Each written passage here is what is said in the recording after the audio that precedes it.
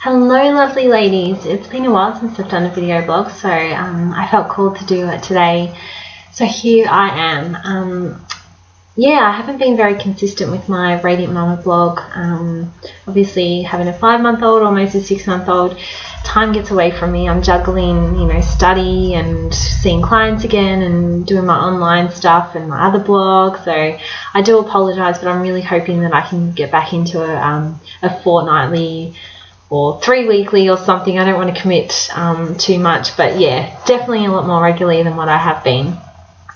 So today I felt called to do this video blog just about how to, I suppose, manage and cope with the last few weeks of your pregnancy. This has come up because one of my dear friends, she's pregnant, she's only got like 3 or 4 weeks to go and she's so struggling, she's so over it, and it just made me think back to when I was on maternity leave for those 8 weeks and just like going insane really at times. So yeah, I just kind of wanted to talk a bit about that, and if you're in that situation or you're currently pregnant, and even if it's early days, I don't want to scare you or anything like that, but I just wanted to, I suppose, share some tips and things that I did to help manage and cope with those last few weeks before Bubba arrives, because they can be really frustrating and stressful, and you get anxious and stressed and you're in pain and you're uncomfortable, and it's just, yeah, it's not fun. It's things that people don't tend to talk about really with pregnancy. And I had this conversation with the friend that I mentioned earlier, and I said, pregnancy looks all great. You got this cute baby belly and, women are glowing and all that sort of stuff, but they don't really tend to talk about the uncomfortableness and the pain that comes with the later weeks of pregnancy.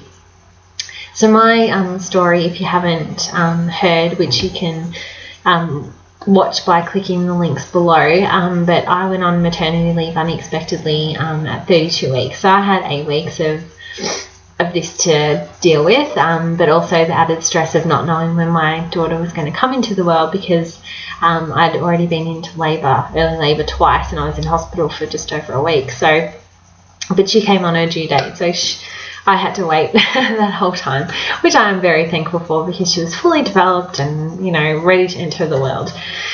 So the thing that I really wanted to, I suppose, get across is that you can't do anything about it. That was something that I really struggled with, and something that I worked on a lot in those 8 weeks.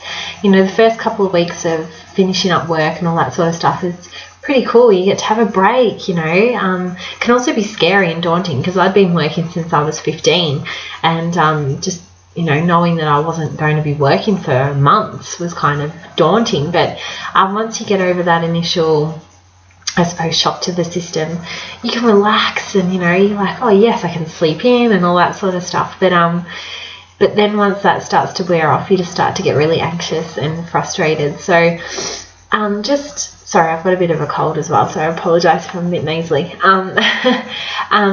So yeah, you can't do anything about it. You've just got to learn and go with the process of it and go with the flow of it, and try not to get yourself all worked up and stressed and upset, because baby's going to come when baby wants to come, unless you're obviously booked in for a cesarean or something like that. You really can't do anything about it. So there's no point putting that extra pressure and upset on yourself in this time when you are already emotional, your hormones are all over the place. Just do what you can, and I know it's really difficult, and it took me a few weeks to actually get my head around this, but just let go. So a big word for me with the last few weeks of pregnancy was surrender.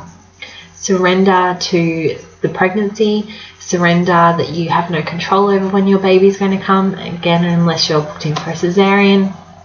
So just let go of that, just surrender to it, and just go with the flow of life. No matter how impatient you get or how much you want your baby to come, it's not going to do anything. I know for me, and I think a friend of mine who had her baby a few weeks after I had Ava had the same thing. Once she really surrendered, baby came not long after that. So, and yeah, that was definitely the same with me. I got to the point of, okay, I can't do anything about this, and I'm now just going to take each day as it comes. And each morning I woke up, instead of thinking, oh my God, I didn't go into labor last night, I thought, okay, I'm a day closer to meeting my little girl. I'm a day closer to meeting my little girl. I'm a day closer to meeting my little girl. So repeat that affirmation and saying over it in your head, because that really helped me start the day in that positive frame of mind without, going nuts. You will go nuts, you will cry, you'll get upset, it's going to happen. But at least it helps you to start on the right foot for that day. Another thing I found really supportive is relax as much as you can. Look after yourself. You need to rest and relax, because if you're going to have a natural labour, it takes a lot of effort, a lot of work, a lot of stamina. So you need to rest. So sleep in. Don't put your alarm on unless, of course, you've got an appointment or something like that. Sleep in as much as you can, because believe me, you don't sleep in anymore once baby comes. So sleep in, go and get a pregnancy massage. I loved my pregnancy massages. Oh my God, they were so good. So get a pregnancy massage, pamper yourself while you can. Do everything you can to just really relax and get the stress out of your body. I also found meditating really helpful, and journaling as well. Journaling was massive for me when I was really struggling with surrendering. Like, I knew I had to do it, but I couldn't for the life of me do it completely, until I just got to a point of realization that I had to, because I had no control over the situation. So, they're just my little tips for you as you enter your last few weeks of pregnancy, to do what you can to rest and relax, but also to surrender to the situation, because you can't do anything about it. You've just got to go as each day comes.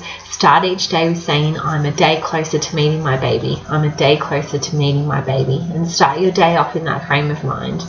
It's much, much nicer. Believe me, I was on a roller coaster of emotions in my last few weeks. So it's a much more pleasant way to spend the last few weeks of your pregnancy. And if you can, spend some really good quality time with your partner. Go on a baby moon if you want. Me and my husband just went on a weekend away, and that was really nice. So just do those little things and just look after yourself.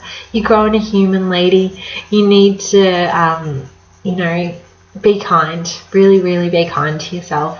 And do lots of stretches as well, especially if you're in pain. I had really bad back pain, and it was just not cool. So doing lots of stretches that are obviously safe while you're pregnant, and pregnancy massage, anything you can to really support yourself and help your body, and